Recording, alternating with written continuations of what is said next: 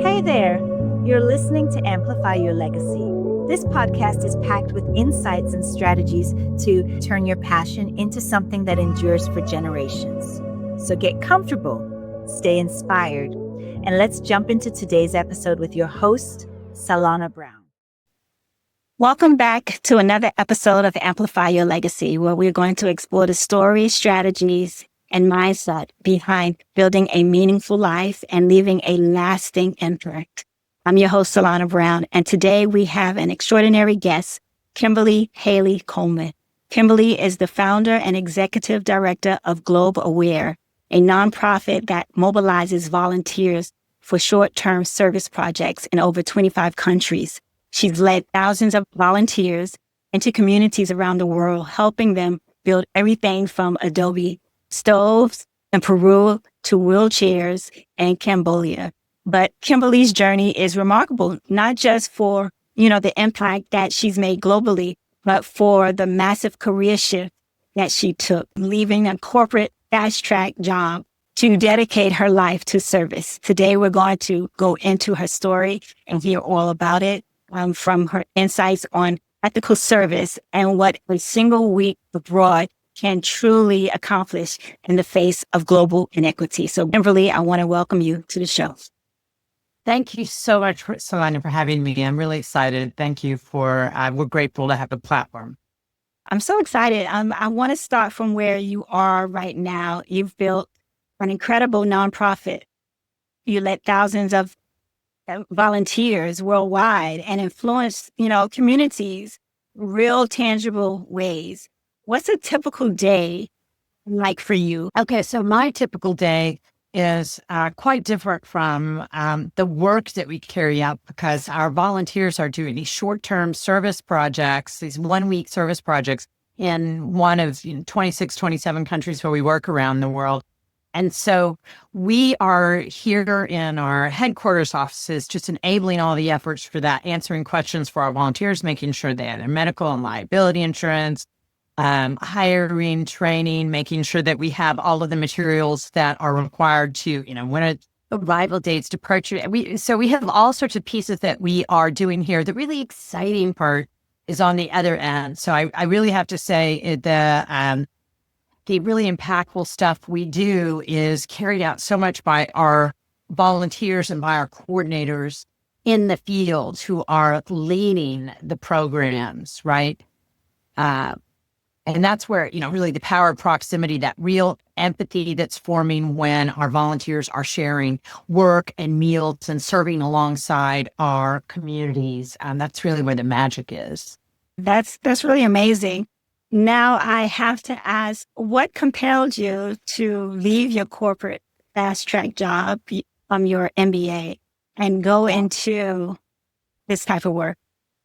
So it certainly wasn't intended. It was accidental, as so many careers can be. And I was really in the world of international business in a for-profit capacity for years before I did this. And I found myself, I'd always been interested in other cultures. And I had a master's in art history before I did the MBA. I mean, I'm really super interested by other cultures and had the privilege of getting to travel a fair amount growing up. And so when I would find myself over the weekend or a few days to spare in another country for work, I was wanting not just to see the sights, but to try and connect in some other capacity. And I found it was just really hard. I went to lots of nonprofits and groups, and they all said, look, if you're not willing to be here for 6 weeks, we don't have the time to train you to do anything. We just can't do that. And so I started these small scale efforts on my own one-to-one with various people and communities. And when I would come back, I realized that other people seemed excited about it, and it was super easy to convince people to want to go. And I realized, I'm not the only one who is craving this kind of connection and community and impact and humanity. So that's really where it came from. It was kind of accidental. Okay. Love that. So you work alongside the people? Yes. Okay. Yeah. So, we're really enabling busy people to take just a few days off, a week off, to create measurable impact, sort of like a mini Peace Corps installing concrete floors in the homes to single moms or homes in rural Africa in a way that will allow our volunteers to get to know a culture by working side by side as equals on projects that the local community has chosen. We're not there to tell any community what they need or how to do it. So we're hiring the foremen who are leading the project, our locals, our coordinator, who is the shepherd or the leader, and our groups tend to be 10 to 12 people. But when we have corporate, school, and church groups, we've had up to 250. We'll treat them as lots of groups of 10, and we'll divide them up to do the project so that we get to know the local community a bit better. Okay. So we're doing work for about 6 hours a day, and then we're doing cultural/leisure activities to get to know the culture in a way. And it's designed to connect people in a way that you wouldn't as a traditional tourist, where you're just focused on consumption, taking photos and eating the food and going to churches and museums. And this is really meant to be more people to people and really, impact your heart and your mind. Really making people more empathetic as leaders and feeling empowered outside of a corporate competitive environment. Gotcha. Love it. Okay, so tell me more about Global Wear. When was that born? When was the moment that you knew that you needed to start this? So when I came back, around the year 2000 is when I started doing my own projects on the side. And I had other work I was doing at the time. And then when I was coming back and finding other people eager to join me, I just started regularly planning these with any spare moment I had. And so by the time 2003 came around, I was able to leave my other work behind and focus exclusively on this. So it was a gradual process. It wasn't a night and day situation. It was gradual. And learning how to do it obviously took me a couple of years to really put it in the right mind frame. And I have to say it's shifted over time. For the first 12 or 15 years, we were almost exclusively individuals, families, couples. And then in the last 10 to 12 years, we've gone to the point where maybe half of our volunteers are corporate, where they are, their employers are enabling them to do this by allowing them to do contribution matching toward the participation fee. Oh, wow. Or getting to take volunteer paid days off. Or using their donor-advised funds, people who are in various philanthropic organizations to deploy their idle donor-advised fund dollars. So we've had a few shifts that I didn't see coming because I really thought it would be primarily travelers and not corporate groups, but that came along gradually. Gotcha. Okay, so over 25 years later and thousands of volunteers later, you created something really extraordinary and fun. What would you say was the key moment or person in your family that really shaped who you are today and the legacy you're creating? Well, so I have a couple, and I really have so many. I'm so fortunate to have so many. My mother is, has to be one of the original most devoted environmentalists in the world. And together with my father, we grew up in 1980. We had solar panels on the roof, and they had chickens here in urban Dallas and collect rainwater off the roof. So in terms of sustainable mindset, my parents were real leaders in that regard. My mother always, recycling from it. I can't remember a time when we didn't. And then my mother's mother was somebody who really was interested in other cultures and traveling and connecting with them. And I really was traveling up until she left the planet. So I really learned a lot from her.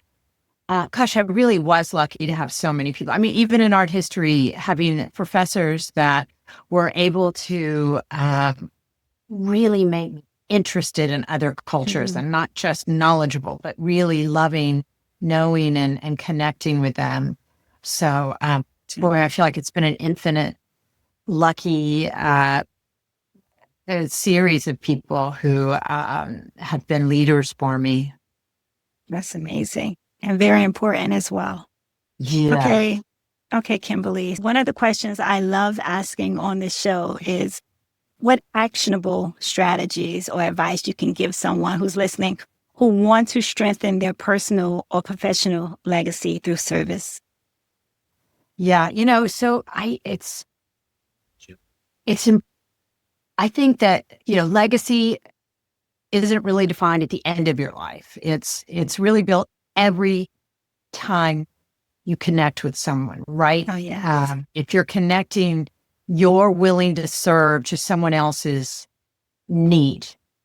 There is something to fix or build or plant that will make someone's life better in every direction you look. And that starting in your own family, your own neighborhood, your own community.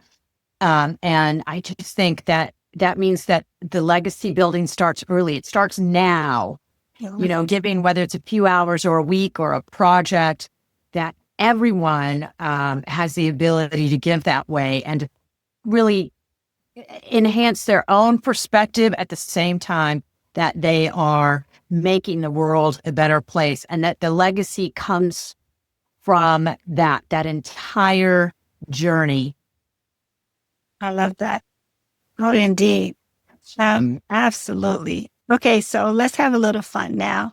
If you can define, I guess, the legacy in one word right now, what would it be and why? Maybe impact. Mm-hmm. For us, we are, when it comes to expansion, we're really not thinking about planting flags in more areas. We're trying to think of what we can do where we are, what will have an enduring, measurable impact on someone. So let's go with impact. I love that. As soon as we finish talking, I'll think of 10 other things I wish I'd said. Of course, but that's perfect. Okay, speaking of impact, another question I love to ask is, and the quote that I love to say is, be the first, pave the way, right? What would you like to be known for as being the first in your family to do? Or what are you known for of being the first in your family to do? Well, that makes me want to ask them what they would say. I'm certainly the first one to have started these international service projects. Okay. I started it during COVID when we couldn't send volunteers to countries abroad. I started a totally different business to try and create jobs and joy called the Tickle Bar. Which instead of going and getting a foot massage or a back massage, you go and get your back tickled and your hair played with. So I'm definitely the first and only in my family, and certainly in many parts of the world, I'm sure, to do that. That's a good question. I'm guessing the international service, because while my family had various touch points, that wasn't that particularly focused, the international piece to it. Yeah. Okay. I love that. Okay. Do you have any other advice that you would like to give the audience, or anything you would like to say? Yeah. I feel like one of the things that we are all immobilized by, where we have more legacy, more impact, is if we didn't let that hesitancy get the better of us. Whether, in the case of what Global War does, not hesitating, thinking, okay, well, I can't go to Guatemala. I don't speak Spanish. I don't know how to mix concrete. I don't know. There are so many opportunities where, like ours, where if you just get over the hesitancy, that's what we are here for, is we provide the structure to allow someone to do that. And because I feel like that is something that is not unique in the world, that there are so many ways you can give without having to be an expert. You see that your neighbor doesn't have wheelchair ramp or the ability to return the books to the library or any other thing, that you don't have to be a rocket scientist to make an impact to where you've left the world a better place. You really don't need to wait until you are the world's expert in something. True. That hesitancy is not your friend, you know? That is so true. Okay, well, Kimberly, this has been incredible. I love your story and how it combines personal growth, family influence, and global impact. It's so real, so grounded. I want you to tell everyone how we can reach out to you if we want to learn more about your organization. Thank you for asking that. So we are easy to find, whichever medium you prefer, whether it's, Facebook, a website, a YouTube channel, LinkedIn, podcasts. All of that is under @GlobalWare. So our Facebook is @GlobalWare, our podcast is @GlobalWare, our YouTube channel is @GlobalWare. We have a phone number, 214-824-4562, but and I feel so old-fashioned to even say our website, but that's where people can see all the dates and the program locations and lists of brochures, and from there, even links to all the other social media. So we're pretty easy to find, thankfully. Wonderful. Well, thank you so much for sharing your story and your heart with us today. We appreciate it. Sallana, thank you so much. I really do appreciate it. And to everyone listening, remember, your legacy isn't just built in a day. It's not about the destination. It's about the sum of your choices that you make today. So start where you are, learn from the past, and take action. Little small steps. That matters. So thank you for joining us on Amplify Your Legacy. Goodbye for now. That's all for this episode of Amplify Your Legacy. A huge thank you for listening in today. I hope today's conversation has sparked some reflection on your own legacy. Let's keep the conversation going. Connect with me on LinkedIn or Instagram @Sallana Brown, and visit sallanabrown.com for more resources on growing and preserving your legacy. Be sure to leave a rating or review. It helps others discover the show. And don't forget to subscribe to the podcast so you don't miss out on future episodes packed with inspiration and actionable strategies. Until next time, keep amplifying your legacy.